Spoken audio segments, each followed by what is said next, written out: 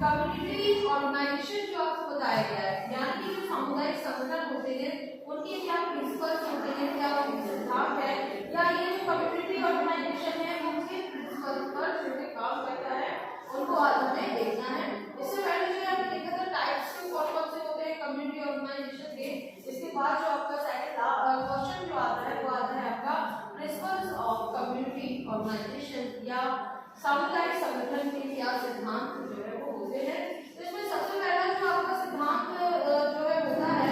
वो आपका होता है नॉलेज ऑफ बेसिक नीड्स का।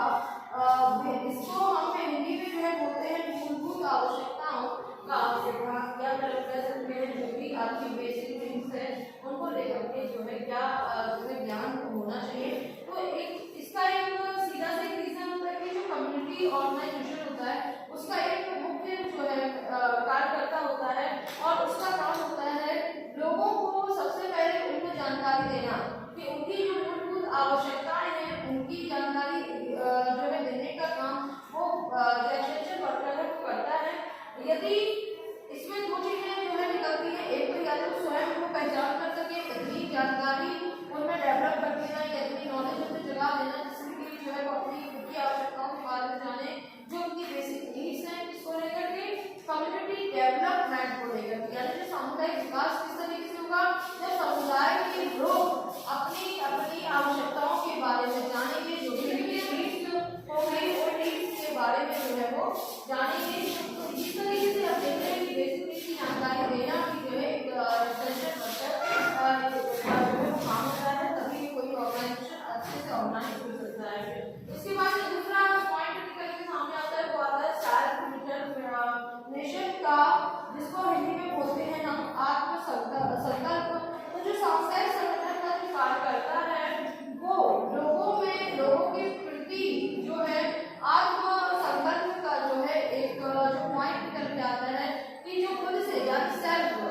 का मतलब होता है जब कोई चीज अपनी पर्सनल तरीके से या खुद से ही जब कोई आत्मसंकल्प लेता है या निर्णय लेना जो है सीखता है, उसके लिए जो है कार्यकर्ता को चाहिए है कि वो लोगों के में जो है जानकारी प्रसारित कर सके, इस तरीके से जो है हेल्प कर सके कि उनसे लोगों में जानकारी हो और वो संकल्प ले सके कि हम किस तरीके से अपने समुदाय का जो है विकास कर सकते हैं या विकास की धारा में जो है जुड़ सकते हैं। तीसरा जो हमारा पॉइंट करके आता है वो है कंट्रोल्ड इमोशनल रिलेशनशिप का, जिसको हम हिंदी में बोलते हैं नियंत्रित संवेगात्मक संबंध। तो इसमें सीधी बात है कि समुदाय कार्य करता है वो लोगों की जो भी प्रॉब्लम्स है उनको गंभीरता से लेने का काम, क्योंकि कोई भी काम तभी संभव है जब उसका कार्यकर्ता उसको गंभीरता से लेता है, क्योंकि यदि वो गंभीर नहीं होगा तो काम जो है कार्य से नहीं हो सकता है। तो उस काम को यानी समुदाय विकास को लेकर के संगठन बनाया गया है, तो उसमें जो मुख्य जो सिद्धांत है वो है नियंत्रित संवेगात्मक संबंध का, यानी कंट्रोल इमोशनल रिलेशनशिप का। तो ये तभी वर्क करेगा जब इस सिद्धांत का यूज जो है उसमें किया जाता है जब कोई जो है ऑर्गेनाइजेशन वर्क करता है। तो ये भी आपका जो है सिद्धांत जो है हर चीज को जो है आपका काम करता है। इसके बाद जो नेक्स्ट आपका आता है वो है कम्युनिकेशन का, या कह सकते हैं इसको हम व्यक्तिकरण का, क्योंकि सामुदायिक क्षेत्र में जो है अलग अलग समुदाय के लोग रहते हैं जिनका लाइफ स्टाइल, लाइफ स्टेटस, उनका इकोनॉमिकल स्टेटस, उनका सोच समाज में रहने का उनका जो तरीका है वो सब डिफरेंट टाइप का होता है। लेकिन जो हमारा वर्कर है जो कह सकते हैं जो हमारा कम्युनिटी या सोशल वर्कर जो होता है उसका काम ये होता है कि वो लोगों में जो है इस भावना को दूर करके समता की भावना जो है उसको जो है आगे लेकर के आए, या जितने भी समुदाय के लोग यहाँ के स्तर के लोग हैं सभी पर बराबर ध्यान दिया जाए, चाहे वो उनका लाइफ स्टाइल है स्टेटस बहुत ही ज्यादा हाई हो या फिर लो वाले हो, सिले एरियाज के भी हो, यदि उसमें सिले एंड हाई दोनों ही आपके कंबाइन होकर रहते हैं तो वहाँ पे दोनों के ही जो है विकास की बात हो, जिसमें कि स्लिम एरिया वाला रहने वाले लोगों को विकास की बहुत ज्यादा जरूरत होती है। तो ये ऑर्गेनाइजेशन जो है वो आपका व्यक्तिगत पर भी जो है काफी ज्यादा काम करता है, ये भी प्रिंसिपल होता है। इसके बाद हमारा नेक्स्ट है वो है आपका पर्पसफुल रिलेशनशिप्स का, जिसको हिंदी में कहा जाता है उद्देश्यपूर्ण संबंध, यानी कि जो आपका एक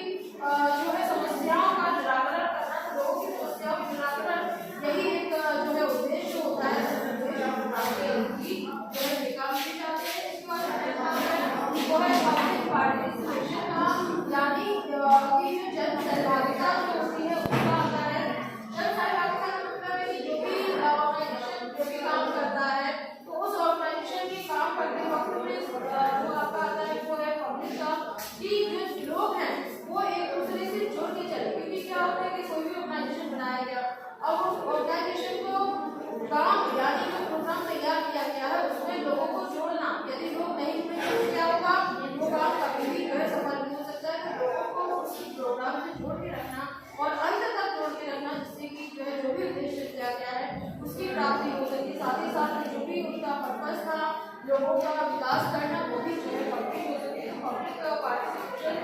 जो है वो एक मोस्ट इम्पोर्टेंट जो है इस पर जो है माना जाता है। इसके बाद आता है प्रोग्रेसिव प्रोग्रामिंग